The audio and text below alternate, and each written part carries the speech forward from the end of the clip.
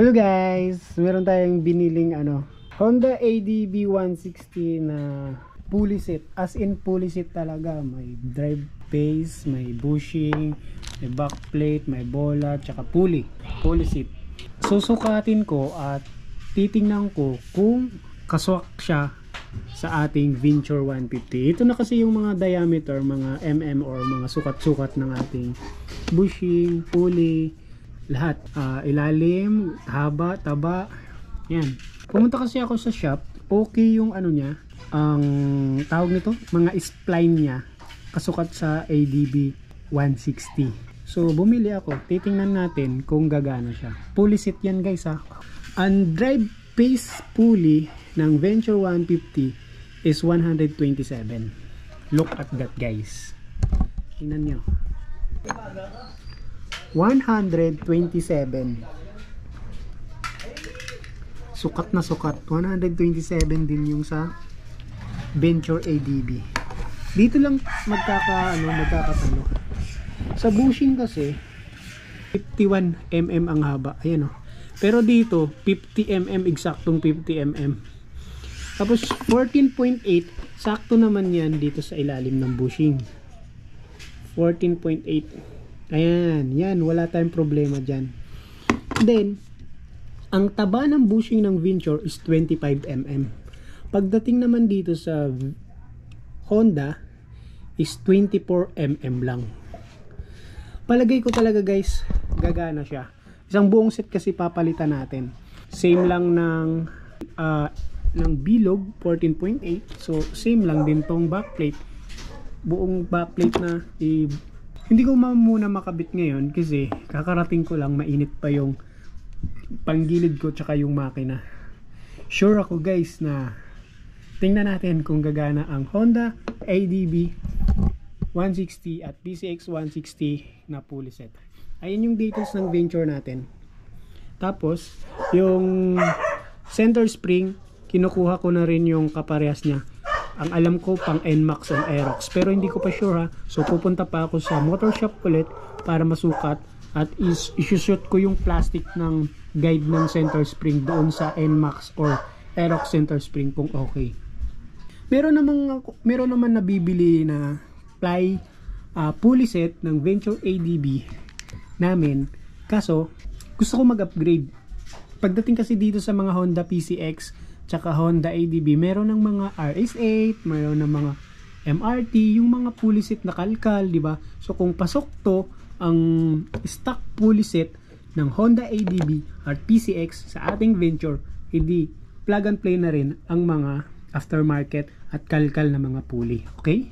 So abangan natin yung bukas. Excited na ako. Parang sure ako kasi konting-konti lang yung mga difference kung buong set natin ikakabit. Okay guys? Abangan natin bukas. Mainit pa kasi yung ating Venture.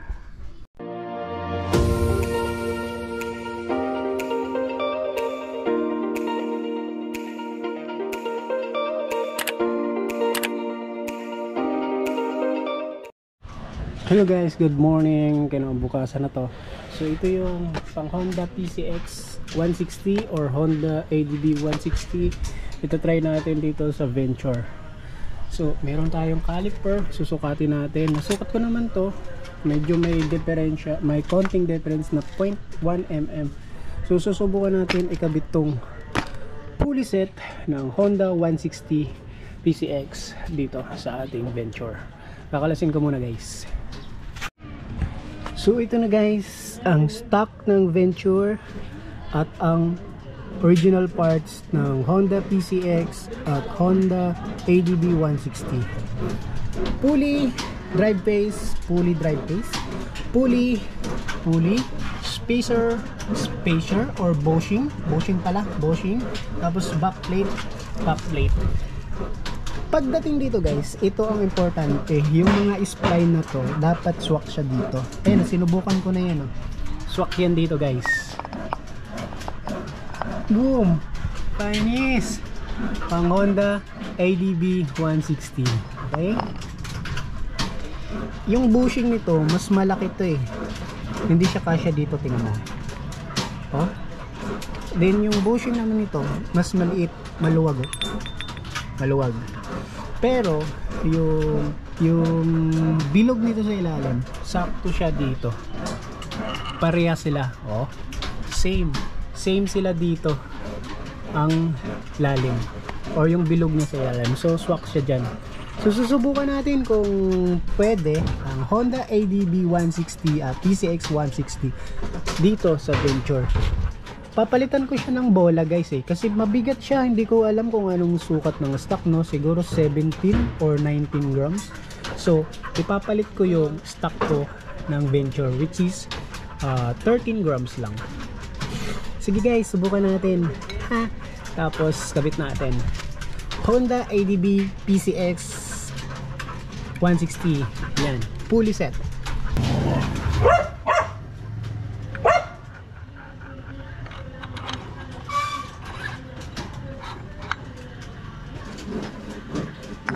Tingnan lang natin kung may space pa. Saktong-sakto guys. So, ayan o, saktong-sakto kasi may washer pa yan. Ayan o. Parang sinukat. Ganyan din kasi ang Venture natin. Ganyan din siya ang labas niya. Kabitan natin ang belt.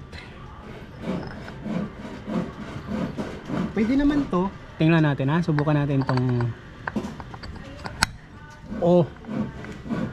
honest. Yan yung yan yung stock. Pero siyempre, kakabit na natin yung buong fully set. Ito guys, pang Honda ADB tsaka PCX na belt. Swak yan. Diba? Panis. Sakto guys.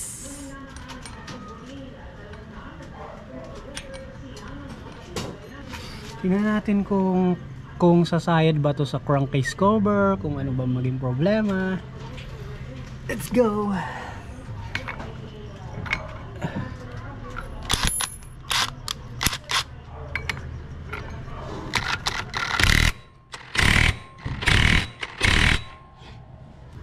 Ayan na guys, swak to. Titingnan natin kung sasayad sa crankcase cover yan. Then, ito guys, abangan nyo rin to kasi pupunta ako sa motor shop at titingnan ko kung ano yung kasukat na center spring.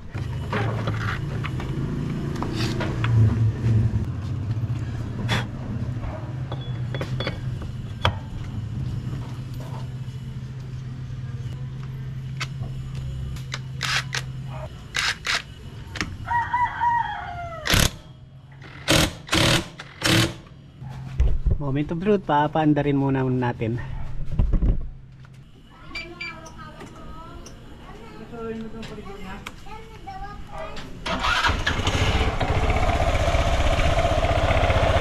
Ayan guys, PCX Honda 160. Ayan, mapagpag yung belt natin kasi masyadong maluwag na yung or palitin na yung center spring. Papalitan natin ng siguro 1000 RPM.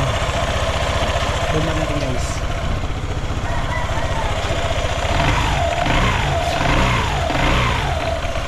Sakto. Okay guys. So ika-cover natin kung sasayad ba or magkakaroon ng problema. Okay?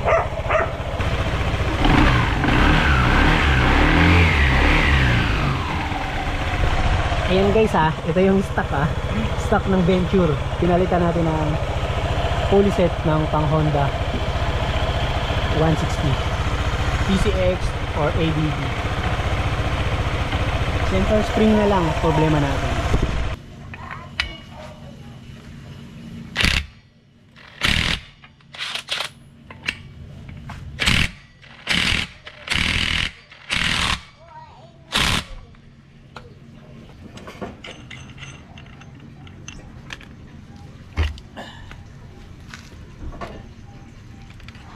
So ito dadali natin sa motor shop at papasukat natin kung ano yung kasukat doon.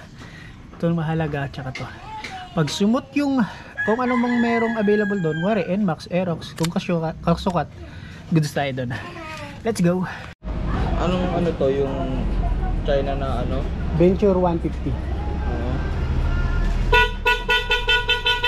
Dito na tayo guys.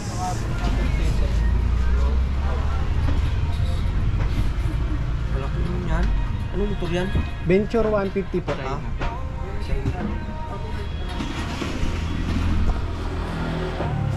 Laki.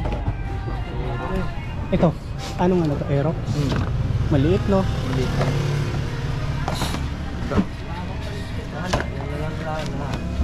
Nakaparehas to.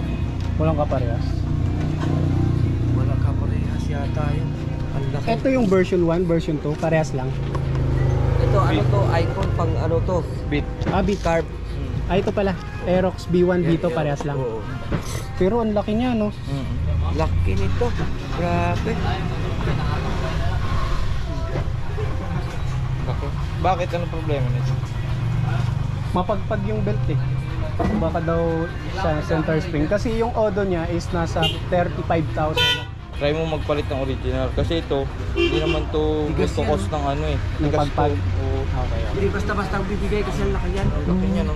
Pero wala siyang kasukat no? Wala siyang kusukat na ano. Kahit anong Laki.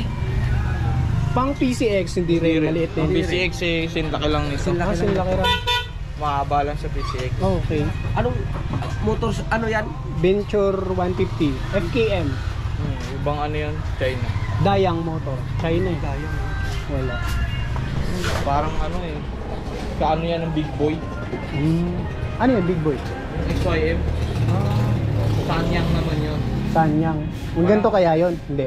Ewan ko lang din. Thank you. Kahit- Sir, thank you. Kasi kahit sa Mio, ganun nangyayari. Pag hindi original. Pero palagay mo sir, okay pa no? Matigas eh. Hmm. Okay. Sige sir, thank you po. Wala guys, negative. Wala siyang kasukat. Even Aerox NMAX na B2, negative. Maliit. Nakita nyo naman, sobrang liit niya. Kung PCX din naman is same lang daw yung diameter or yung bilog dito. Yung bilog dito, same lang yung diameter, mas mahaba lang daw. So hindi pa rin pwede kasi ito ano to guys eh, 56mm. Sinukat ko to eh, mula dito hanggang dito.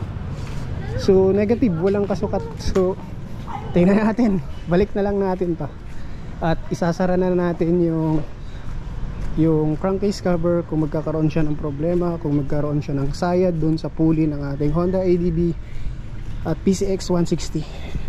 Let's go guys, balik na natin yung stock.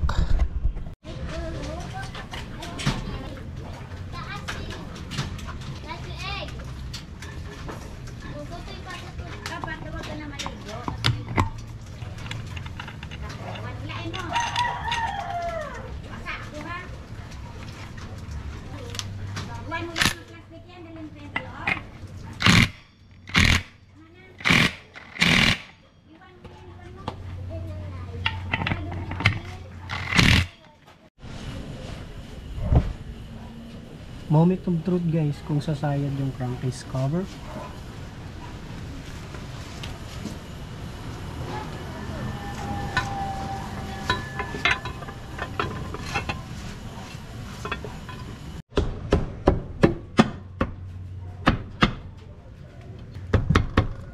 Lagyan lang natin ng konting tornilyo.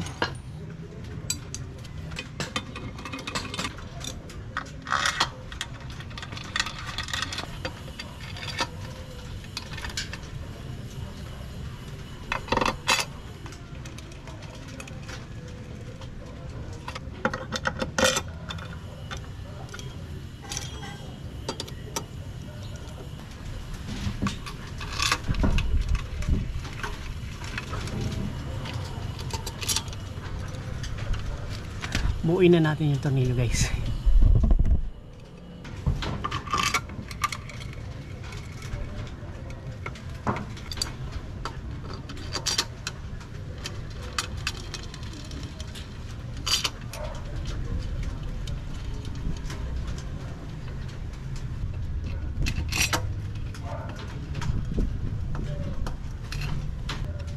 Start natin.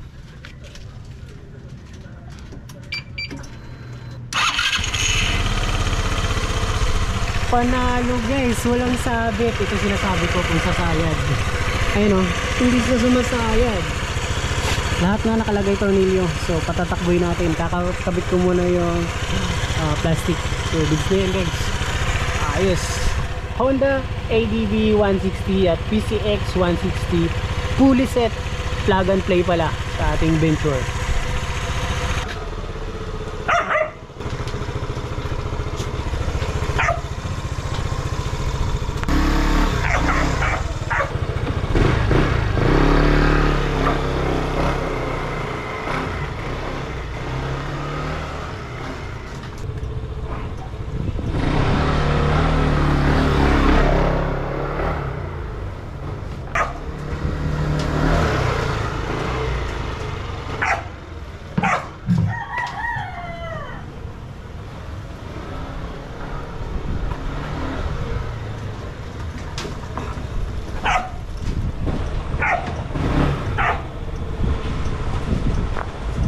Sulit guys, goods tayo. Confirm.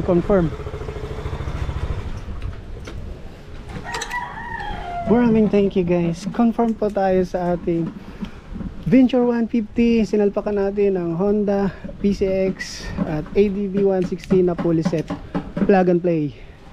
Maraming salamat. This is Great Moto. Sana meron kayo natutunan about sa Venture natin. Hanggang sa muli, Jetro, bye bye. On your grip. Boosh.